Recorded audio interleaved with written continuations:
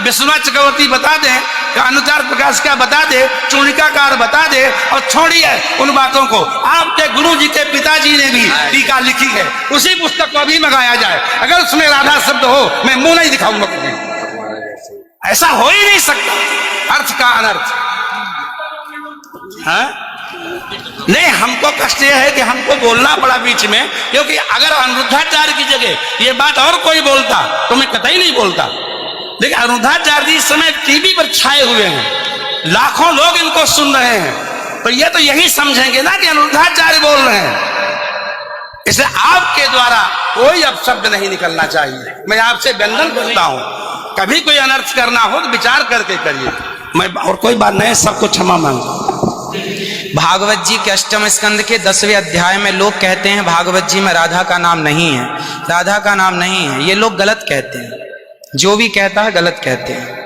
लिखा हुआ है, मैं आपको श्लोक दिखा रहा हूं। भागवत जी के 8वें स्कंद के 10वें अध्याय में श्लोक नंबर 40 है, लिखा है उद्यतायुध दौरदंडई राधावंतो भटान मृधे। राधावंतो लिखा, स्पष्ट लिखा गुरुजी। ऐसा है, नाश मत करिए।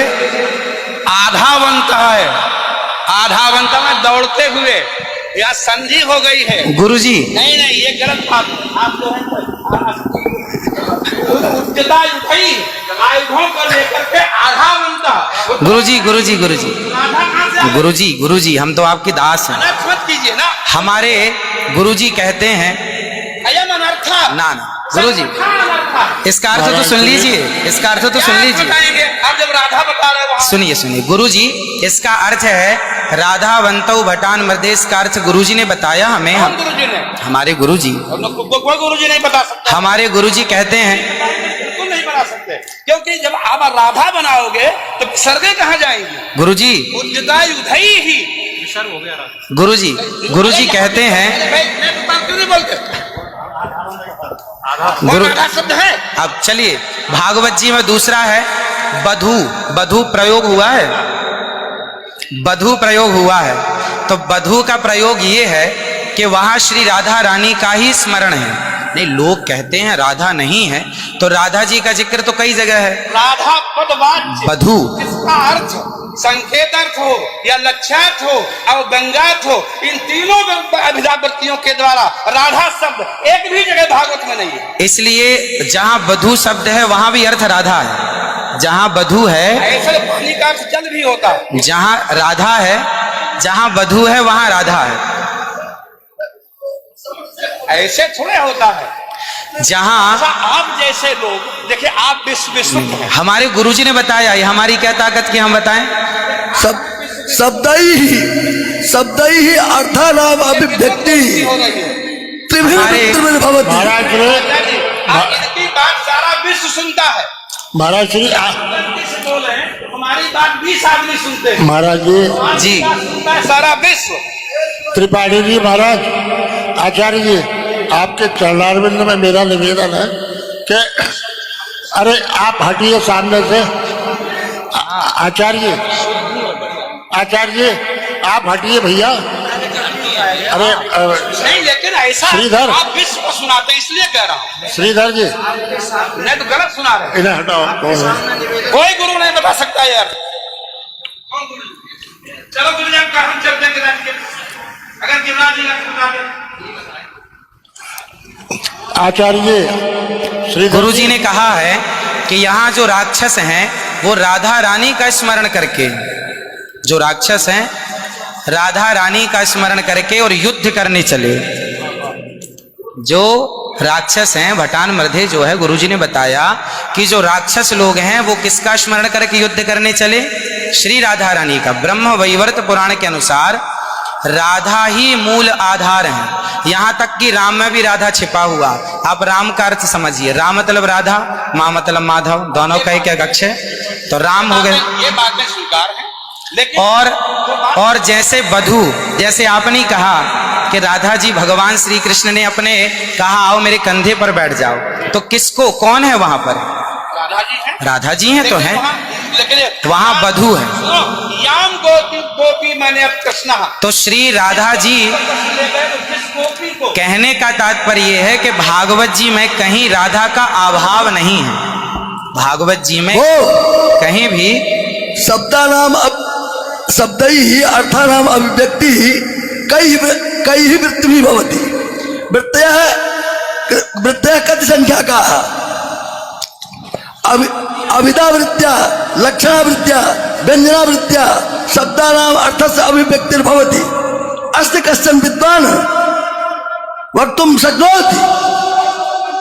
महाराज जी, आप दोनों के पावन चरणारविंद में मैं हाथ जोड़ करके निवेदन करता हूँ, मेरी बात सुन लीजिए। नहीं, आप तो मेरी गुरुजन बात- है, गुरुजन है, आप ही तो सिखाएंगे। मैं कह रहा हूँ अर्थ का अनर्थ क्यों सभा में करते हैं लोग। तुम पूरे विश्व को सुनाते हो, गुरुजी जो मेरे गुरुजी ने सिखाया वो मैं बोल रहा हूँ। सिखा ही नहीं सकते, आप अशुद्ध बोल रहे हैं बात। अभी श्री राधा और माधव जो राम नाम है, जो भागवत जी का अर्थ है। अब कोई पूछे कि राधा का अर्थ क्या है, तो राधा का अर्थ ही कृष्ण है, वो कृष्ण का अर्थ ही राधा है। तो राधा ही कृष्ण है और कृष्ण ही राधा है। कुल मिलाकर कहने का अर्थ ये है, गुरुजन ये कहते हैं कि प्रत्येक श्लोक कृष्ण है और प्रत्येक भागवत जी के 18,000 श्लोक, प्रत्येक श्लोक कृष्ण है और श्लोक का प्रत्येक अर्थ श्री राधा है। प्रत्येक श्लोक श्री कृष्ण है और श्लोक का प्रत्येक श्लोक का अर्थ श्री राधा है। देखिए तो ये सब भाव ही तो है, लेकिन राधा ना वो भाव सब नहीं, भाव है। वो शब्दार्थ। भाव का भूखा हूं मैं, भाव ही एक सार है, और भाव से भजले मुझे तो भव से बेड़ा पार है। सभी विद्वानों के चरणों में दास का बारंबार नमन।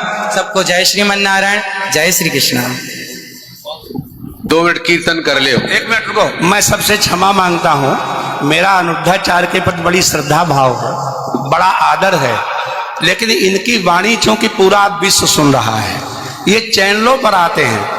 भाव जगत में हम कुछ भी कहें, लेकिन जब हम ये कहते हैं ये शब्द में लिखा है, तो वहां पर शब्द और अर्थ का संयोग, क्यों गिरा अर्थ जल शब्द बोध्यो व्यनक्त्यर्था शब्दोप्यर्थांतराश्रय एकत्व व्यंजकत्वे तद अन्य से सहकारिता। ऐसा हो ही नहीं सकता कि कोई अर्थ प्रकट हो और उसके मूल में शब्द न हो। वहां संधि है, मेरे आयुधों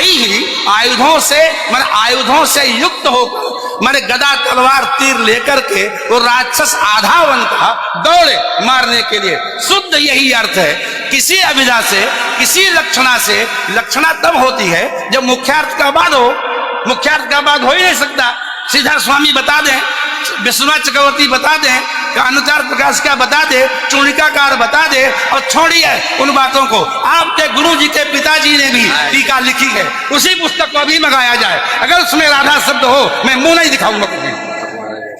ऐसा हो ही नहीं सकता अर्थ का अनर्थ। हाँ? नहीं, हमको कष्ट यह है कि हमको बोलना पड़ा बीच में, क्योंकि अगर अनिरुद्धाचार्य की जगह ये बात और कोई बोलता तो मैं कतई नहीं बोलता। देखिए, अनिरुद्धाचार्य जी इस समय टीवी पर छाए हुए हैं, लाखों लोग इनको सुन रहे हैं, तो ये तो यही समझेंगे ना कि अनिरुद्धाचार्य बोल रहे हैं। इसलिए आपके द्वारा कोई अपशब्द नहीं निकलना चाहिए। मैं आपसे वंदन करता हूं, कभी कोई अनर्थ करना हो तो विचार करके करिए। मैं और कोई बात नहीं, सबको क्षमा मांगता हूं। श्रीधर स्वामी बता दें।